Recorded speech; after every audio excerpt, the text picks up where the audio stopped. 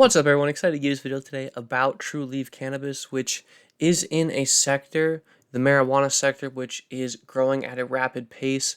Just over the past couple weeks, we had Maryland kick off their recreational marijuana sales, and they had very strong numbers. So, a really good opening week or two there for the marijuana sector. So awesome to see their adult use sales really did have a good run. The state recorded $10.4 million in sales for both medical and um, adult use cannabis. So good to see there. And I do see the further legalization as a bullish growth driver for Trulieve Cannabis. And this chart right here, this map shows you which states have cannabis legal, and you can see New York, it's fully legal.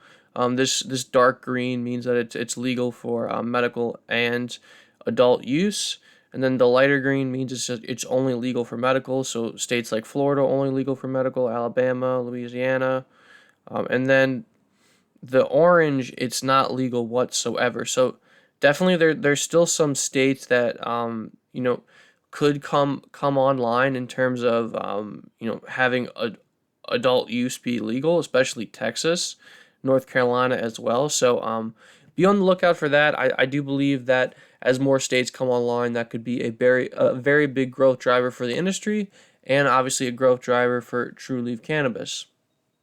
So before I jump into the fundamentals and financials for this company, I will first talk about some of the technicals here. So we fell below this support level at $5.90, which is where shares had bottomed in March of 2020.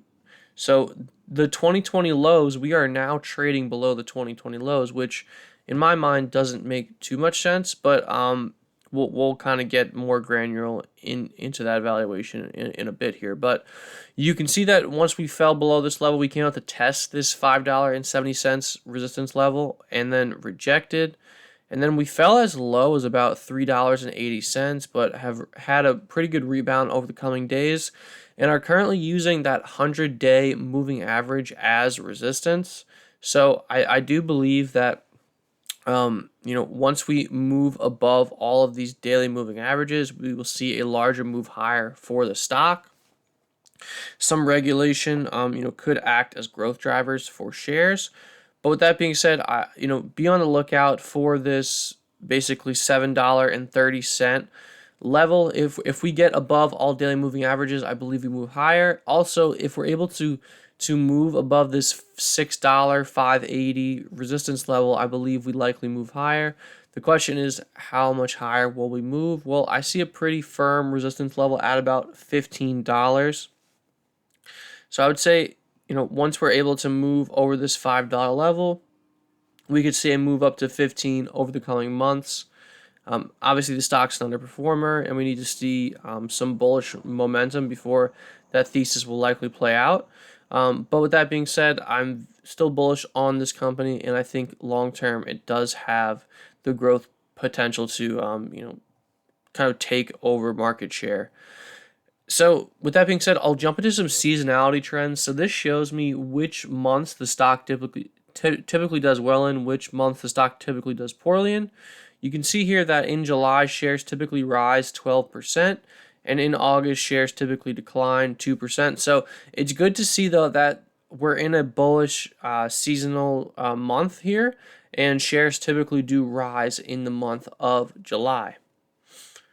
So with that being said, let's take a look at some of the fundamentals of the company. So I'll just read one thing out here. So these difficult but necessary measures are part of the ongoing efforts to bolster business resilience and our commitment to cash preservation as we continue to focus on our business strategy of going deep in our core markets and non-contributive assets. So it's the company is closing certain dispensaries. The company is closing one dispensary in California and all of its operations in Massachusetts. So they're simply trying to repurpose capital and focus on markets that are profitable. So The CEO said, "We remain fully confident in our strategic position and the long-term prospects for the industry." And then they also say, as I discussed in February, the company's largest operations is in its home state of Florida. So they their most dispensaries and everything, it's in Florida. But unfortunately, we've seen year over year growth for Florida in terms of patients drop, which has been definitely part of the reasons why Trulieve has been falling off a cliff over the past couple years, and that is really because they are so highly positioned within the Florida state.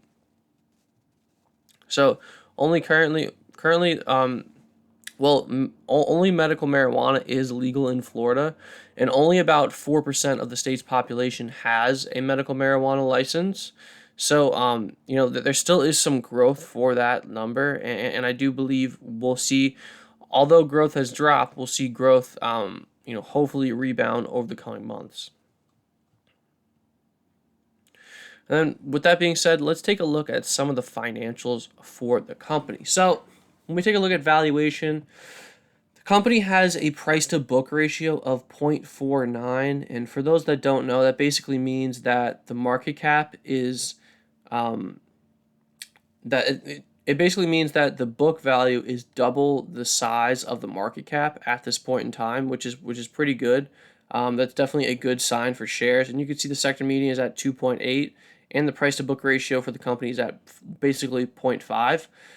So the stock is trading at a severe discount relative to its book value, which I do think provides an opportunity for shares. Obviously, the company isn't EPS profitable, but when we take a look at price to sales numbers as well, we have price to sales at 0.73, which is well below the sector median, and the 5-year average for this number is actually 6 times. So we're trading at a 88% discount relative to historical price to sales numbers, which definitely is very intriguing and gives you it kind of makes you raise your eyebrow, right? Like, why is that happening? Well, a good reason for that is likely because the company isn't EPS profitable, and typically in the company's history, the company has been trading at about a 33 times PE. So seeing a 0 PE, obviously the company doesn't make money, is likely weighing on all of these other numbers. That being said, let's jump into some growth metrics. So year over year revenue growth is at 14% compared to the sector median of 7. So that's pretty good there. Not a bad number. And then revenue growth for the next 12 months is at 8.5%, which is below the sector median at 9.7. So not too shabby there. Growth numbers, although they could be better, and they definitely don't compare super well when you look at the 5-year averages. They are solid, and the company is still growing. So like to see that these numbers aren't negative. And then we can see operating cash flow growth for the next 12 months is projected to be at 100%. And then compare that to the sector median of 8.4. That's a pretty solid number. And this is actually above the 5-year average of 84%. Let's take a look at some profitability numbers. So the gross profit margin is at 53%, which for those that don't know, gross profit is basically just revenue minus cost of goods sold. It tells you what you're making on the products and goods that you're selling. So 53% is a solid number. It's basically in line with the sector median, but it is below the 5-year average for the company. And then earnings before income and taxes is 8.4%, which is above the sector median but below the 5-year average. And then cash per share is $1.01, which is basically tells you that the company has over 20% of its market cap in cash per share. So that kind of provides a solid floor and some stability in investors, right? So you're basically only paying $3.70 for the shares when you consider that there's $1 in cash. So decent cash position there. Overall profitability numbers look very solid in my opinion. And then with that being said, let's compare a couple of these numbers to the peers, right? Because at the end of the day, all these numbers are being put relative to for large investors are the peers. So the stock, first off, over the past year, the stock has drastically underperformed the general peers, which obviously isn't a great sign, but we hopefully will see that turn around over the coming years. And then when we take a look at valuation, like I said, the company doesn't make any money, and a couple of the peers do make money. So in terms of valuation, the company does rank out pretty poorly. And then growth numbers do look solid compared to the peers. So year over year, revenue growth of 14% compared to the peers, which two out of the five here have negative numbers. And so revenue growth looks pretty solid when you compare it to peers. And then gross profit margin of 53% is actually the third highest when you compare to peers, so not too shabby when we look at profitability. And then we can see here that institutional insider shareholders, people who work at the company, own about 20% of shares. And then we can take a look at the balance sheet here. So the company has $838 million more debt than they do cash, which is about in line with most of the peers. But Sava here has $187 million in cash and zero total debt. So this company is kind of the unicorn when we look at the balance sheet for the peers. So overall, the company does look pretty solid.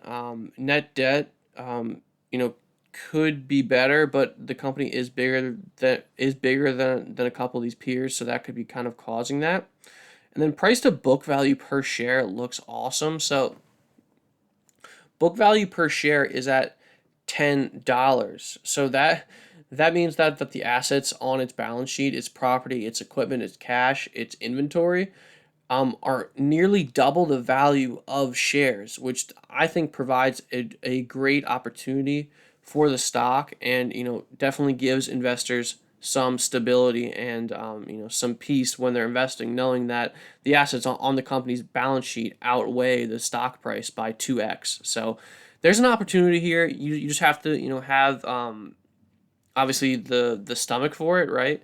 It's in a volatile industry. The chart looks pretty bad, but when we take a look at the financials, the company does offer a pretty interesting opportunity and trades at a very intriguing price to book ratio. So all that being said, I do think this stock has long-term potential and is worthy of capital. So that's not financial advice, that's just my opinion. But with that being said, I will end the video there. If you got some value from this video, please leave a like. We post company breakdowns and important market moving news on this channel on a daily basis, so make sure you are subscribed. If you would like to receive my daily portfolio moves, my exits, my entries, and see how me and my team of analysts are trading the markets, join the Discord through the link in the description below to get our free 7-day trial. Also, if you would like to join our free daily newsletter, sign up to our Substack, which is linked below as well. With that being said, good luck everyone, happy trading, happy investing.